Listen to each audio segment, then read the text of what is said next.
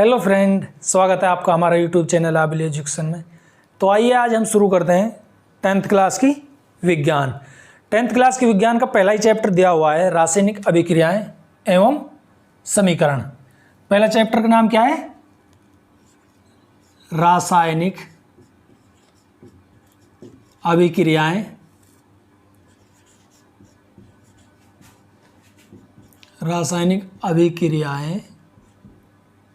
एवं समीकरण।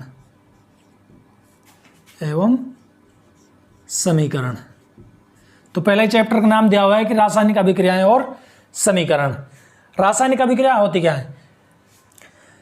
हम अपने दैनिक जीवन में बहुत सी वस्तुओं को बदलते हुए देखते हैं, बहुत से परिवर्तनों को देखते हैं, जैसे लोहे पर जंग लगना, दूध का दही में बदलना, बर्फ का पानी में बदलना, और बहुत सी वस्तुओं को हम ऐसे परिवर्तन को देखते रहते हैं। ये परिवर्तन वास्तविकता में होते क्या है? ये परिवर्तन जो होते हैं दो प्रकार के होते हैं, भौतिक परिवर्तन और रासायनिक परिवर्तन। जो ये परिवर्तन होते हैं दो प्रकार के होते हैं। पहला भौतिक परिवर्तन और एक होता है रासायनिक परिवर्तन।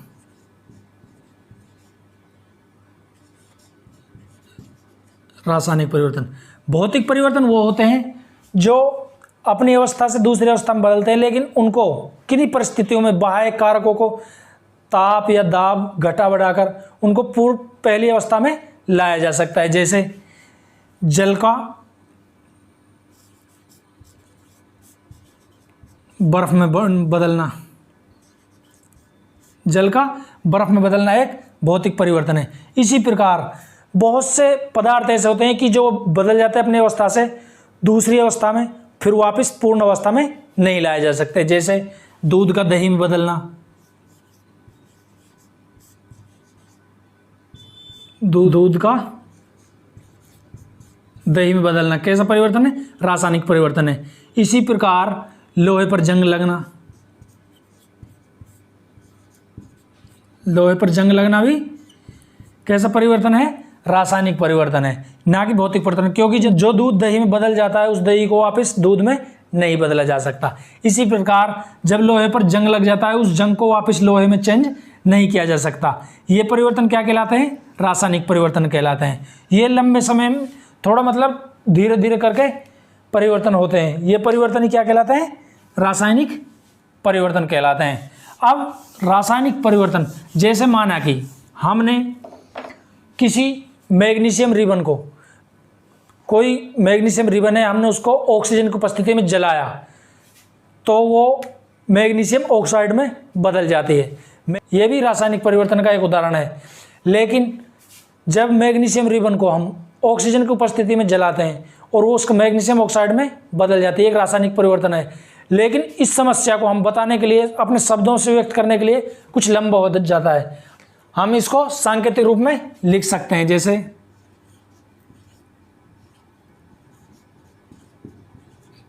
मैग्नीशियम रिबन, हमने इसको किसकी उपस्थिति में जलाया? ऑक्सीजन की उपस्थिति में, ऑक्सीजन की उपस्थिति में जलाया तो ये किस में बदल गई? ये बदल जाती है मैग्नीशियम ऑक्साइड में। मैग्नीशियम ऑक्साइड,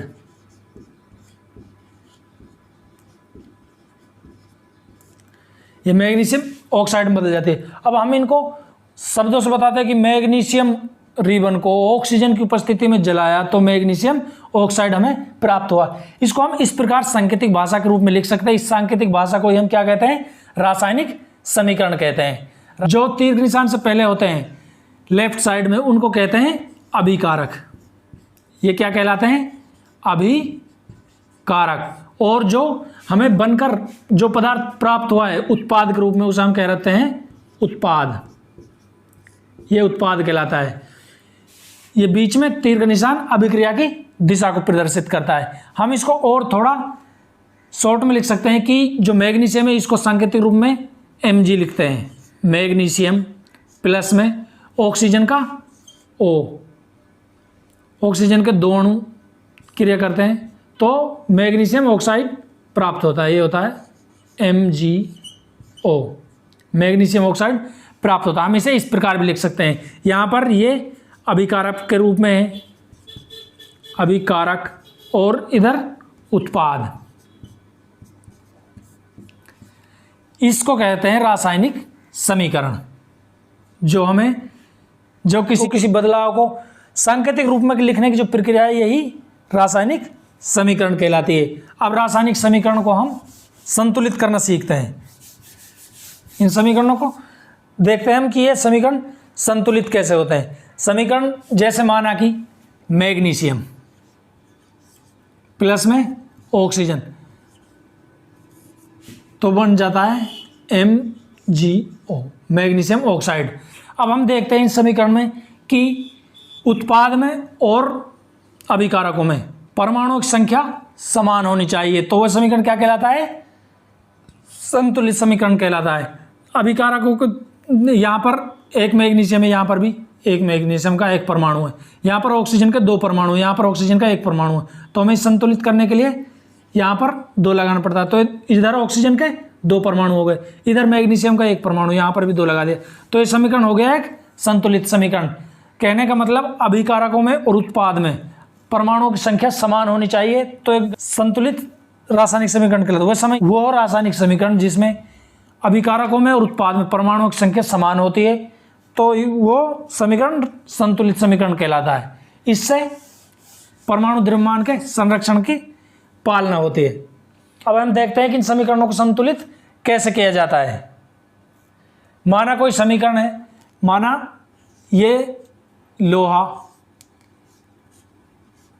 जल से क्रिया कर उत्पाद बनाती है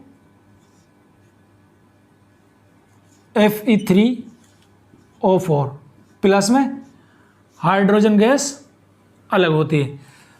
यहाँ पर हम देखते हैं कि लोहा और जल अभिक्रिया करके Fe3O4 बना रहे हैं और वहाँ पर हाइड्रोजन गैस मुक्त हो रही है। अब हम देखते हैं कि यहाँ पर रासायनिक समीकरण इनके परमाणुओं की हम तुलना करते हैं कि अभिकारकों में और उत्पाद में परमाणुओं की संख्या समान होनी चाहिए। तो यहाँ पर हम देखते हैं कि हाइड्रोजन के 2 परमाणु हैं, यहाँ पर भी हाइड्रोजन के 2 परमाणु हैं, तो ये हाइड्रोजन संतुलित है। अब हम देखते हैं ऑक्सीजन के 4 परमाणु हैं, यहाँ पर ऑक्सीजन का 1 परमाणु है, तो ये असंतुलित रासायनिक समीकरण है। हम इसको संतुलित करने के लिए क्या करते हैं? Fe+H2O, ये लोहा है, इसको हम फेरम कहते हैं, फेरम। ये जल H2O, Fe3O4, इनको हम बॉक्स में बंद कर लेते हैं, प्लस H2। समीकरण को संतुलित करने के लिए हम बॉक्स में बंद कर लेते हैं, क्योंकि इस बॉक्स के अंदर हमें कोई भी संख्या को ना घटाना है ना बढ़ाना है। अब हम देखते हैं कि यहाँ पर हाइड्रोजन पहले से ही संतुलित है, यहाँ पर ऑक्सीजन संतुलित नहीं है, तो हम ऑक्सीजन के 4 परमाणु और इधर से ऑक्सीजन का 1 परमाणु, यहाँ पर हम 4 लगा देते हैं। यहाँ पर हमने सर्वप्रथम क्या किया? ऑक्सीजन का 4 परमाणु लगा दिए, क्योंकि ऑक्सीजन असंतुलित था। इधर ऑक्सीजन के 4 परमाणु थे, इधर ऑक्सीजन के 1 परमाणु था, इसलिए हमने इसको इधर भी 4 परमाणु कर दिए।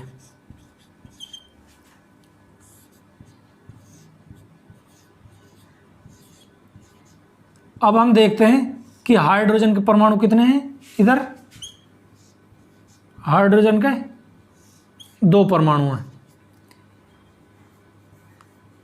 अब हम देखते हैं कि हाइड्रोजन के इधर 2 परमाणु हैं और इधर 4 दूनी इनका और इनका गुणा हो जाता है। यहाँ पर 4 दूनी 8 परमाणु है, यहाँ पर भी हमने 4 लगा दिया, तो हाइड्रोजन के 8 परमाणु हो गए इधर भी, और हाइड्रोजन के इधर भी 8 परमाणु, तो हाइड्रोजन भी संतुलित हो गया, ऑक्सीजन भी संतुलित हो गया। ले फेरम है, Fe है, इधर इसके 3 परमाणु है, इधर 1 परमाणु है, तो हमने इधर भी इसको संतुलित करना। इसको संतुलित करने के लिए यहाँ पर 3 लगा देते हैं, प्लस 4 H2O बराबर Fe3O4 plus 4 H2O। Plus 4H2। अब हम देखते हैं कि यहाँ पर Fe के 3 परमाणु हैं, यहाँ पर भी Fe के 3 परमाणु हैं, यहाँ पर हाइड्रोजन के 4 दूनी 8 परमाणु, यहाँ पर भी हाइड्रोजन के 4 दूनी 8 परमाणु, यहाँ पर ऑक्सीजन के 4 परमाणु, यहाँ पर ऑक्सीजन के 4 परमाणु। जो ये संख्या होती है यहाँ पर जितने भी परमाणु होते हैं सब में कॉमन होती है, सब में गुणा में होती है, इसलिए सब में लगती है। जैसे हाइड्रोजन का 4 दूनी 8 है, हाइड्रोजन में 8 परमाणु, यहाँ पर ऑक्सीजन का 4 परमाणु। तो ये समीकरण कैसा है? संतुलित समीकरण है। कैसा है? संतुलित रासायनिक समीकरण है।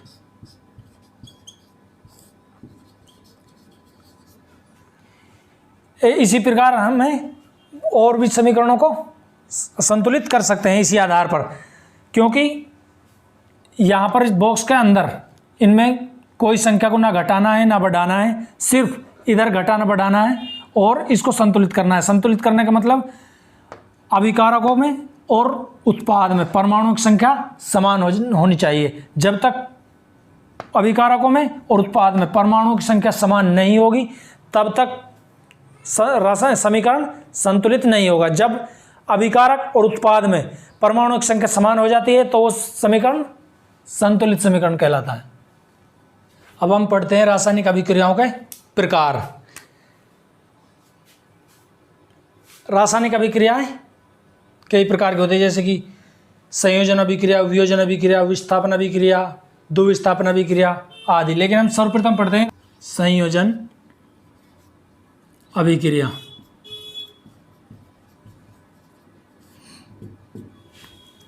तो जैसे कि नाम से पता चल रहा है कि संयोजन अभिक्रिया, संयोजन का मतलब होता है जुड़ना, संयोजन का मतलब जुड़ना होता है। तो वह अभिक्रिया जिसमें 2 या 2 से अधिक अभिकारक मिलकर एक उत्पाद का निर्माण करते हैं तो वो कैसी अभिक्रिया कहलाती है? संयोजन अभिक्रिया कहलाती है। इसमें जुड़ता है, जैसे कि मैग्नीशियम प्लस में ऑक्सीजन क्या बनाता है? Magnesium oxide. तो एक मैग्नीशियम और एक ऑक्सीजन ये दोनों मिलकर एक उत्पाद का निर्माण कर रहे हैं, ये जुड़ रहे हैं, दोनों का योग हो रहा है, तो ये कैसी अभिक्रिया कहलाती है? संयोजन अभिक्रिया कहलाती है। कैसी अभिक्रिया कहलाती है? संयोजन अभिक्रिया कहलाती है। जैसे हम इसकी परिभाषा बहुत ही आसानी से लिख सकते हैं कि 2 या 2 से अधिक पदार्थ मिलकर एक पदार्थ का निर्माण करते हैं, या 2 या 2 से अधिक, जैसे हम लिख सकते हैं 2 या 2 से अधिक अभिकारक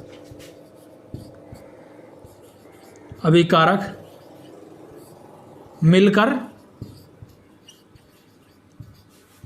एक उत्पाद का निर्माण करते हैं। कितने का?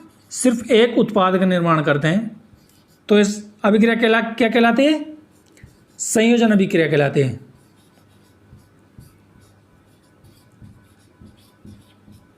जब 2 या 2 से अभिकारक मिलकर एक उत्पाद का निर्माण करें, कहने का मतलब उनका संयोग हो, जुड़ जाएं, तो वो क्या कहलाती है? संयोजन अभिक्रिया कहलाती है। कौन सी अभिक्रिया कहलाती है? संयोजन अभिक्रिया कहलाती है।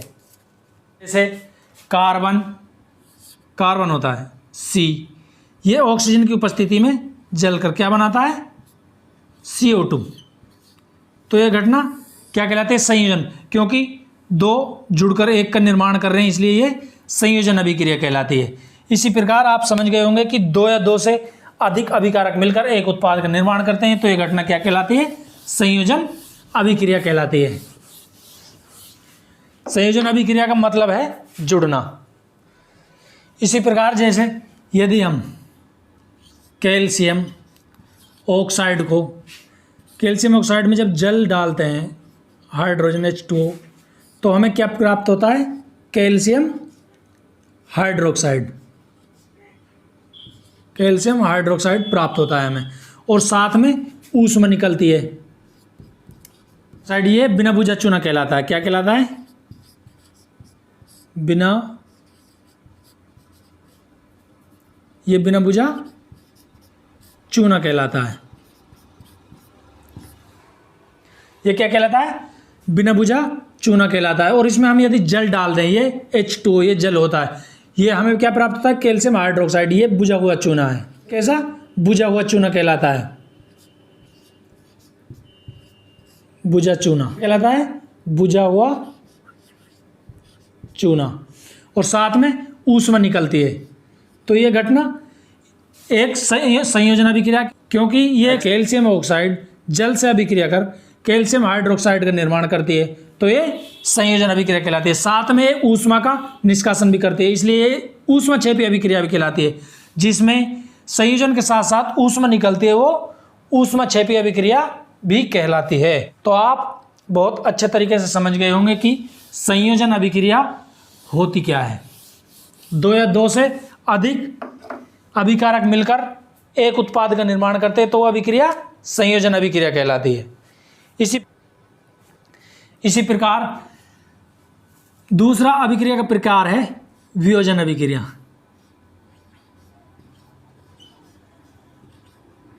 वियोजन अभिक्रिया, जैसे कि नाम से ही पता चल रहा है कि वियोजन का मतलब होता है टूटना, अलग होना। तो वियोजन अभिक्रिया में क्या होता है? संयोजन के विपरीत। संयोजन में तो दो या दो से अधिक अभिकारक मिलकर एक उत्पाद का निर्माण करते हैं, तो वो संयोजन अभिक्रिया कहलाती है। लेकिन इसमें एक उत्पाद, इसमें होता है कि एक अभिकारक टूटकर दो या दो से अधिक उत्पाद बनाता है, तो क्या कहलाती है? वियोजन अभिक्रिया कहलाती है। संयोजन के विपरीत अभिक्रिया, जैसे माना कि फेरस सल्फेट को यदि ऊष्मा दी जाए, इसको थोड़ा गर्म किया जाए, तो किस में टूट जाती है? ये टूट जाती है Fe2O3। किस में टूट जाती है? Fe2O3 प्लस में SO2 प्लस में SO3 में टूट जाती है। जो ये फेरस सल्फेट है, यदि इसको गर्म किया जाए तो फेरिक ऑक्साइड और सल्फर ऑक्साइड, सल्फर डाइऑक्साइड और सल्फर ट्राइऑक्साइड में टूट जाती है। तो ये घटना क्या कहलाती है? वियोजन अभिक्रिया, क्योंकि इसमें वियोजन हुआ है, टूटा हुआ एक अभिकारक है। आपको दिखाई दे रहा होगा कि यहाँ पर एक अभिकारक ऊष्मा पाकर तीन उत्पाद में टूट गया है, तो ये घटना क्या कहलाती है? वियोजन अभिक्रिया। ये वियोजन अभिक्रिया होती है जो संयोजन के विपरीत होती है। संयोजन में जुड़ना और वियोजन में टूटना। आपको इतना याद रखना कि संयोजन संयोजित होना, जुड़ना, और वियोजन मतलब टूटना। तो इससे सीधा अभी इसकी परिभाषा बन सकती है कि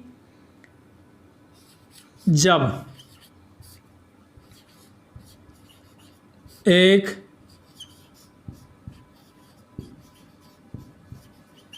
अभिकारक दो या दो से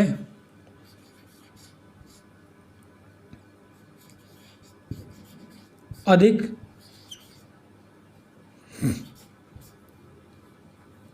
उत्पाद बनाए। जब अभिकारक दो से अधिक उत्पाद बनाए, कहने का मतलब जब अभिकारक टूटकर दो से अधिक उत्पाद बनाता है, तो अभिक्रिया कैसी कहलाती है? वो कहलाती है वियोजन अभिक्रिया। वियोजन का मतलब होता है टूटना। इसी प्रकार यदि हम calcium carbonate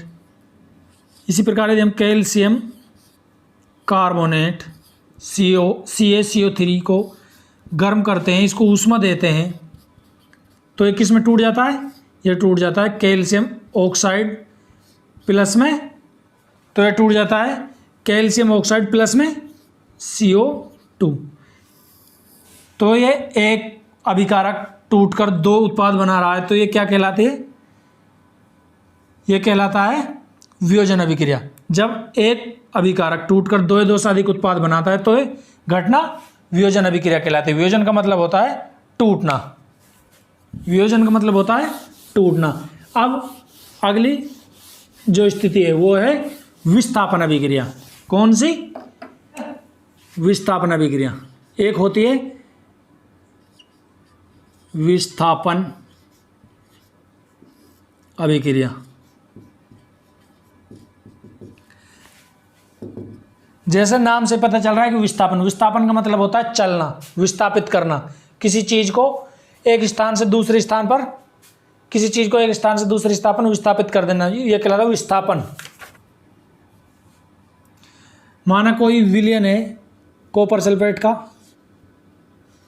copper sulphate CuSO4, हमने उसमें यदि लोहे का कोई टुकड़ा डाल दिया तो उसमें अभिक्रिया होती है, और यदि हमने कॉपर सल्फेट के विलयन में कोई लोहे का टुकड़ा डाल दिया तो उसमें अभिक्रिया होती है, और जो लोहा है वो कॉपर को अपने स्थान से विस्थापित कर देता है और खुद SO4 विलयन से अभिक्रिया करता है, Cu अलग हो जाता है। तो ये घटना क्या कहलाती है? विस्थापन।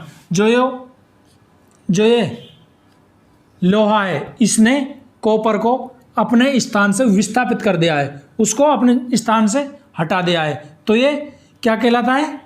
ये कहलाती है विस्थापन अभिक्रिया।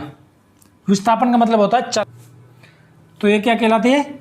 विस्थापन अभिक्रिया कहलाती है। जब एक कॉपर सल्फेट के विलयन में लोहे का कोई टुकड़ा डाला जाता है तो वो कॉपर को अपने स्थान से विस्थापित कर देता है, ये घटना क्या कहलाती है?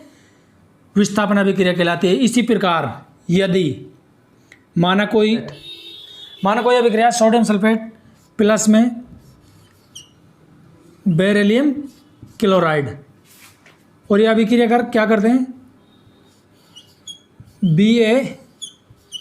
BaSO4 प्लस में NaCl बनाते हैं। ये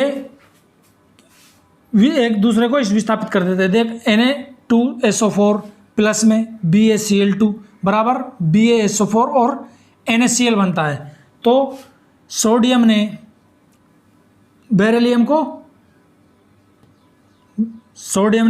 को अपने स्थान से विस्थापित कर दिया है, तो बेरिलियम ने सोडियम की जगह ले ली और सोडियम ने बेरिलियम की, तो ये दोनों ने एक दूसरे के स्थान को चेंज कर लिया है। तो ये घटना क्या कहलाती है? द्विविस्थापन, क्योंकि सोडियम की जगह पे बेरिलियम आ गया और बेरिलियम की जगह पे सोडियम आ गया है, तो इनने अपने स्थानों को चेंज कर लिया है। ये घटना क्या कहलाती है? द्विविस्थापन अभिक्रिया कहलाती है। इसमें द्विविस्थापन मतलब एक दूसरे का स्थान को चेंज किया है उन्होंने, इसीलिए ये दोहरी घटना द्विविस्थापन अभिक्रिया के नाम से जानी जाती है। अब अगली अभिक्रिया आती है उपचयन अभिक्रिया। उपचयन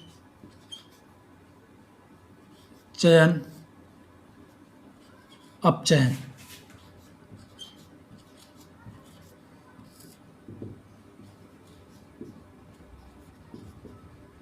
अगली जो अभिक्रिया वो है उपचयन और अपचयन अभिक्रिया। उपचयन अभिक्रिया वो अभिक्रिया कहलाती है जिसमें ऑक्सीजन का योग होता है। जैसे माना कि उपचयन अभिक्रिया वो अभिक्रिया होती है जिसमें ऑक्सीजन का योग होता है। माना कॉपर को हम ऑक्सीजन के साथ अभिक्रिया कर क्या बनाता है? कॉपर ऑक्साइड बनाता है। जब हम कॉपर को ऑक्सीजन के साथ योग कराते हैं तो कॉपर ऑक्साइड बनाता है। जब ऑक्सीजन का कॉपर के साथ संयोजित किया जाता है तो कॉपर ऑक्साइड बनाता है। इसमें ऑक्सीजन का योग हुआ है, तो यह अभिक्रिया कैसे कहलाती है? उपचयन अभिक्रिया कहलाती है। क्या कहलाती है? उपचयन अभिक्रिया कहलाती है। इसमें ऑक्सीजन का योग होता है।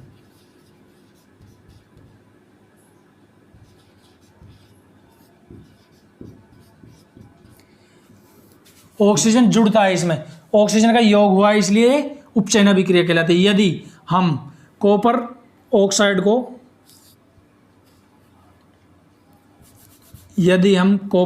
को इस पर हाइड्रोजन गैस प्रवाहित कराते हैं तो ये Cu अलग हो जाता है और H2O बना लेता है। जब हम इस पर हाइड्रोजन गैस प्रवाहित करते हैं तो हाइड्रोजन ऑक्सीजन से क्रिया कर इसको अलग कर देता है। इसमें ऑक्सीजन की कमी हुई है, ऑक्सीजन घटा है, इसमें ऑक्सीजन जुड़ा नहीं है, इसमें ऑक्सीजन कमी हुई है, हाइड्रोजन के साथ अलग हो गया है, तो ये कहलाती है अपचयन। इसमें ऑक्सीजन का एक प्रकार का ह्रास हुआ है, ये कहलाती है अपचयन अभिक्रिया, ये अपचयन अभिक्रिया कहलाती है। और जब किसी अभिक्रिया में ये दोनों घटनाएं एक साथ होती हैं, अपचयन और उपचयन की घटना जब एक साथ होती हैं,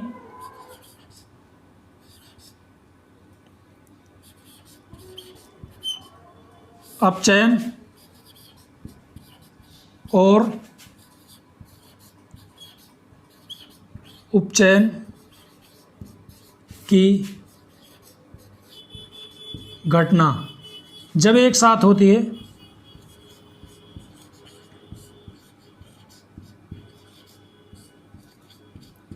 तो अभिक्रिया क्या कहलाती है?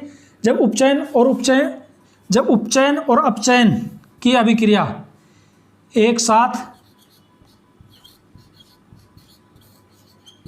होती है तो यह घटना क्या कहलाती है?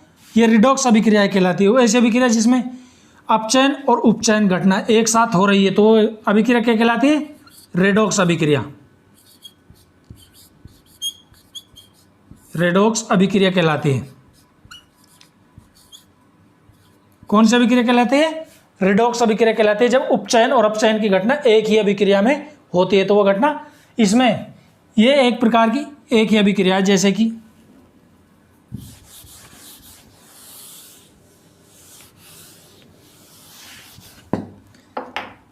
यहाँ पर कॉपर को ऑक्सीजन के साथ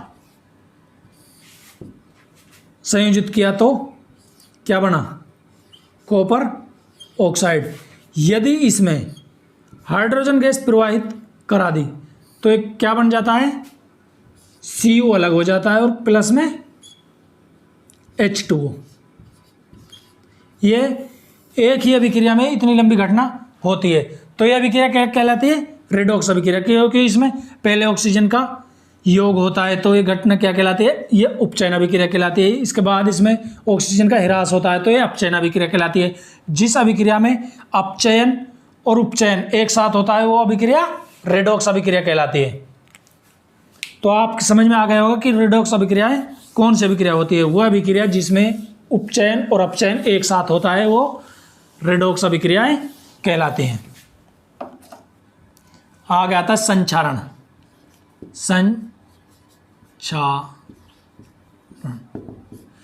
संक्षारण एक प्रकार का संक्षारण वह घटना है जिसमें जैसे लोहे पर जंग लगना, पीतल के बर्तनों पर वो हरे रंग की परत जो चढ़ जाती है, चांदी पर काले रंग की परत चढ़ जाती है, ये सभी उनका संक्षारण होता है, वो विघटित होता रहता है। उनके जो विघटन होता है, इस विघटन होने की जो क्रिया है उसे ही संक्षारण कहते हैं। संक्षारण तो खराब हो जाता है, जैसे लोहे पर जंग लगना, वो छोटे छोटे टुकड़ों में बटकर खराब हो जाती है, वो घटना क्या कहलाती है? उसका संक्षारण कहलाता है। जैसे लोहे पर जंग लगना क्या कहलाता है? संक्षारण कहलाता है। लोहे का संक्षारण हुआ है कि वो छोटे छोटे टुकड़ों में बटकर वेस्ट खराब हो जाती है, वो ये घटना क्या कहलाती है? संक्षारण। इसी प्रकार विकृत गंधिता, जिस प्रकार लोहे पर जंग लगकर वो खराब हो जाता है, उसी प्रकार वसायुक्त खाद तेल वगैरह होते हैं, इनको हम रख देते हैं, उनकी जो उनमें थोड़ी गंध हो जाती है, उनके स्वाद में चेंज हो जाता है, वो भी एक प्रकार की संक्षारण है।